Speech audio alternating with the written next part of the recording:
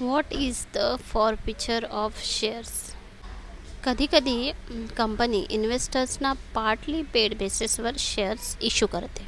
म्हणजेच काय तर ते जे शेअर होल्डर्स असतात, इन्व्हेस्टर्स असतात, त्यांना पार्टली पेड बेसिसवर म्हणजे इन्स्टॉलमेंट्सने पेमेंट करायचं असतं किंवा जेव्हा कंपनी मागेल तेव्हा पेमेंट करायचं असतं. पण कधीकधी काय होतं, तो जो इन्व्हेस्टर आहे तो कंपनीच्या रिमाइंडर्सचा काहीही रिस्पॉन्स करत नाही आणि पेमेंट त्याचे आहेत ते करू शकत नाही. अशावेळी ते जे शेअर्स असतात ना ते कॅन्सल केले जातात.